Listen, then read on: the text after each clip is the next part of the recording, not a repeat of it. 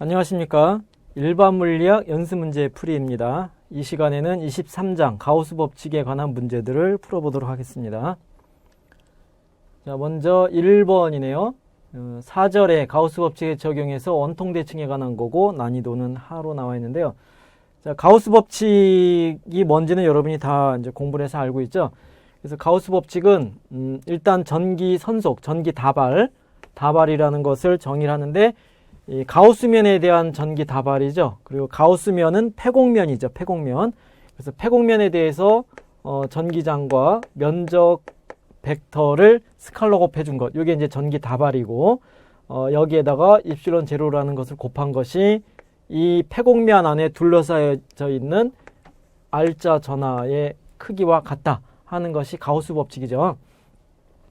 근데 이제 이 가우스 법칙에 대해서 여러분들이 오해를 하는 것이, 가우스 법칙은 어떤 대칭성이 있을 때만 이 법칙이 성립하는 것이 아니고, 모든 폐곡면에 대해서 이건 항상 성립해요. 그러니까 더 보편적인 수학적인 법칙이에요. 그래서 이 가우스면이 아주 깔끔한 면이어도 되고, 아니면 울퉁불퉁 굉장히 복잡한 면이어도 상관이 없어요. 폐곡면이기만 하면은 이 폐곡면 안에 둘러싸이는 전하가 있을 때 걔네들의 관계가 이렇게 정해진다는 거고요. 그렇다는 얘기는 이렇게 복잡하면은 각각의 요 전기장이라는 것은 가우스 표면에서의 전기장이에요. 그러니까 이렇게 깔끔하다면 요런 전기장, 요런 표면의 전기장을 다 표시할 수가 있고, 이런 경우에도 각각에 대해서 전기장을 다 표시할 수가 있어요. 그죠? 그런데 당연히 이런 복잡한 경우는 전기장이 각 점마다 다 다르겠죠. 방향도 다르고 크기도 다르고 그렇게 되고, 경우에 따라서는 이런 대칭성이 있다 그러면 대칭성에 따라서는 방향도 대칭적이고 크기도 다 같을 수가 있어요. 그죠?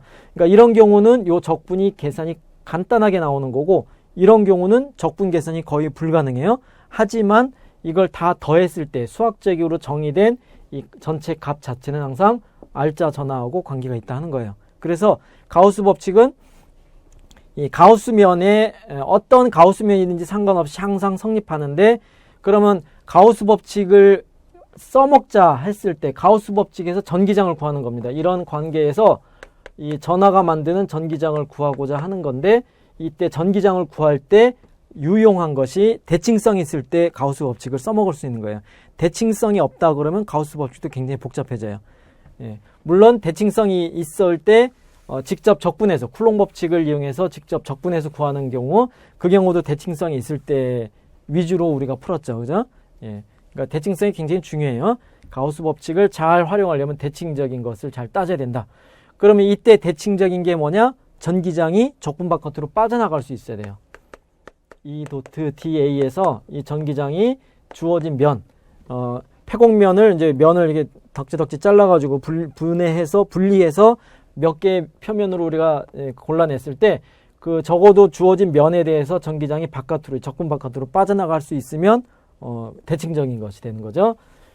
자, 그래서 그 이제 문제마다 주어진 대칭성을 잘 봐야 되는데, 1번은 그림을 보니까 뭐 무한길이 선전에 의한 전기장이 되겠네요.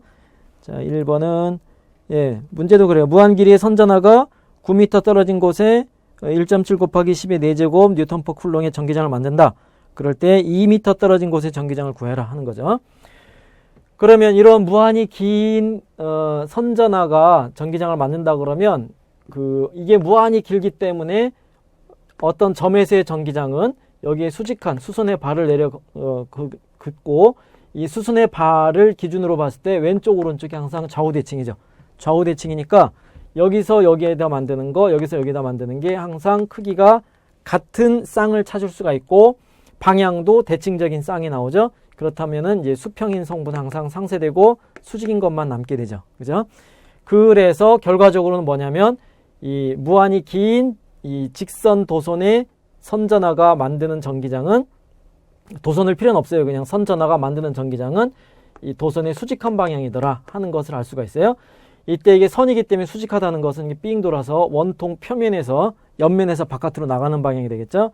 그렇게 되고, 그 다음에 크기에 관해서는 요 거리 R이 같다면 뭐 위쪽이든 나오는 쪽이든 다 똑같죠. 그래서 이 대칭성이 어떤 대칭성이냐면, 전기장이 일정하게 볼 수 있는 전기장의 대칭성을 보면은 이 선전하로부터 거리가 R만큼 떨어진 이 알만큼 떨어진 지점에서 뻗어나가는 방향으로 전기장이 생기니까, 그죠?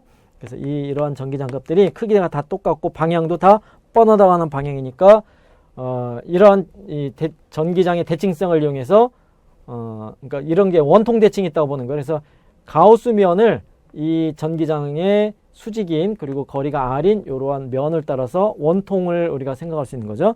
일단 원을 생각했는데 요 점이나 이 점이나 이 점이나 이 점이나 그러니까 거리가 똑같은 이런 점들에서 전기장의 크기가 다 똑같아요. 그죠? 그러니까 원통을 길이 h만한 원통으로 늘려 잡아도 된다는 거죠. 자, 그래서 이러한 대칭성이 뭐에 대한 대칭성이냐? 전기장에 대한 것을 먼저 대칭적으로 따져봐야 되는 겁니다.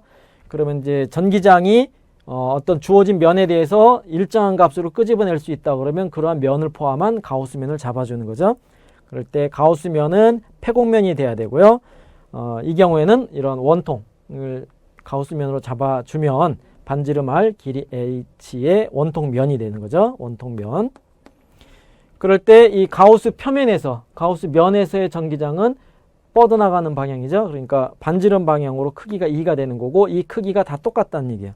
방향은 다 반지름 방향이고 그 다음에 이제 dA 면적요소 방향이죠. 면적요소 벡터는 가우스 법칙의 가우스 면은 항상 안에서 바깥으로 나갈 때 양의 방향으로 방향을 정하죠. 예. 그래서 원통 안에서 바깥으로 나가는 방향. 그러니까 요렇게 원통 면 내에 이러한 작은 면을 잘라냈다 그러면 나가는 방향이고 이 면의 작은 표면의 수직한 방향이 바로 dA 방향이 되면 되는 거죠. 자, 그래서 가우스 법칙을 적용을 해보면 이런 대칭성을 위해서 가우스 법칙을 적용해보면 좌변에 전기 다발 선속 구하는 것이 이 도트 da가 방향이 같고 그래서 이 da인데 이 크기도 e가 일정하니까 바깥으로 빠져나가는 거죠. 그러면 da를 적분해라 했을 때 이제 전체 표면적이 되는 거죠. 근데 이제 잘 보면 원칙은 가우스면이기 때문에 요 단면이 있고요. 이런 옆면이 있고 그 다음에 이쪽 단면이 있죠. 그죠? 그랬을 때 전기장이 다 이 중심 축에서 뻗어나가는 방향이에요. 그러면은 이 옆면은 지금 DA 방향이 같은 방향이 되는데 엄밀하게 말하면 양 끝 단면에서도 따져야 돼요. 양 끝 단면에서는 전기장 DA 방향이 나가는 방향이고 요 지점에서 이쪽으로 전기장이 걸리죠. 그러니까 직각이 되니까 여기서는 E 도트 DA가 0이에요. E도 0이 아니고 DA도 0이 아닌데 E 도트 DA가 0 수직하고 그러니까 여기서도 마찬가지죠. DA 벡터는 나가는 방향, 전기장은 뻗어나가는 방향 아래로 직각이 되니까 이 표면에서도 E 도트 DA가 0이 되는 거예요. 그래서 남는 것은 요 옆면에서만 남는 거고 옆면에서 전기장 일정하고 옆면의 단면 면적 그러니까 2파이 r에 h를 곱한 것이 면적이 되는 거죠. 그렇게 해서 가우스 법칙을 적용했다가 되는 겁니다. 자, 여기서 얘가 근데 뭐랑 같아요? 이 가우스면에 둘러싸이는 enclosed 전하랑 같다. 그 얘기는 길이가 h니까 단위 길이당 람다 h 요만한 전하랑 같은 거죠. 그래서 여기 되니까 이제 가우스 법칙을 적용해서 전기장을 둘이 갖다가 놓고 전기장을 구해보면 이렇게 R의 반비례한 꼴이 되겠다 하는 겁니다. 자, 문제에서 선전화 밀도 문제에서는 9m일 때 전기장이 3개를 줬어요. 그죠? 그러니까 R이 주어졌을 때 2를 줬고 그것으로부터 선전화 밀도를 계산할 수 있다가 되는 거죠. 예. 그래서 전기장이 이거고 그 다음에 2파이에 입실론 제로 따로 대입했고 R 대입했죠. SI 단위기로 다 바꿔야 돼요. 그래서 선전화 밀도 쿨롱 퍼 미터가 되고 R이 2m일 때 다시 R이 2m일 때 여기서 구한 선전화 밀도 대입해서 전기장 구해라 하는 것이 되는 거죠. 예, 여러분들이 계산기를 활용해서 다 직접 계산해 봐야 됩니다. 유효 숫자 다 맞춰서. 자, 여기 1번이었고요. 그 다음에 두 번째 2번이네요. 2번은 면대칭에 대한 가우스 법칙의 적용 5절 내용이고 난이도가 중간인데 이 난이도라는 거 항상 상대적인 거예요. 쉽게 느낄 수도 있고 어렵게 느낄 수도 있고 예. 그래서 그냥 참고만 하면 되고 자 2번 문제를 보면 그림처럼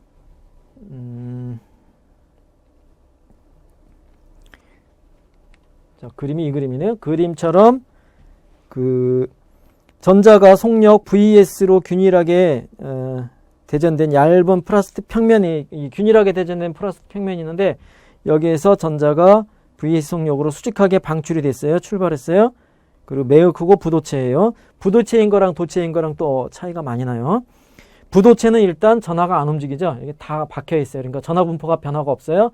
그래서 전자가 이 주변에 있을 때 또 다른 전하가 있을 때 이 박혀 있는 전하들이 영향을 안 받는다 하는 거죠. 그래서 이 부도체가 만드는 전기장은 또 다른 전하하고 상관없이 항상 일정한 어떤 그 크기가 일정한 건 아니고 시간에 따라서 변하지 않는 그런 값으로 우리가 표현할 수 있는 겁니다. 그 부도체이고 그 다음에 이 그림은 전자가 출발한 곳에서 다시 돌아올 때까지 속도의 수직 성분을 시간의 함수로 표시한 거다. 이렇게 해서 갔다가 돌아오는 모양입니다. 돌아오네요. 이게 플러스고 마이너스면 단기죠. 그래서 위로 출발하면 감속이 됐다가 전기했다가 다시 돌아오겠네요. 그것을 속도를 표시한 거다 하는 겁니다. 자, 그럴 때 판의 면전화 밀도가 얼마냐 하는 거죠. 그러면은 문제가 뭐예요? 문제가 얘가 왜 돌아와요? 이 부도체 판에 의한 영향을 받는 건데, 그러니까 쉽게 말하면 얘네들이 다 얘를 당겨서 힘을 받는 거잖아요. 전기장, 전기력. 근데 그 전기력을 직접 구하는 것이 아니고 먼저 부도체 판에 대전된 전하들이 만드는 전기장을 구하고 이 전기장으로부터 힘을 구하고 힘으로부터 가속도를 구해서 전자의 운동을 우리가 확인할 수 있는 거죠. 그랬을 때 그래프가 이렇게 나왔다는 거죠. 그러면 이제 VT 그래프에 대응하니까 여기서 가속도를 구할 수도 있죠. 그죠? 그럼 가속도 구하고 역으로 힘 구하고 역으로 전기장을 구할 수가 있는데 이때 전기장이 이 면 전하 밀도 시그마와 무슨 관계가 있느냐 이걸 알아야 면 전하 밀도를 구할 수 있는 거죠. 그래서 우리는 처음에 면 전하 밀도에 의한 전기장의 관계를 먼저 조사할 필요가 있다 하는 겁니다.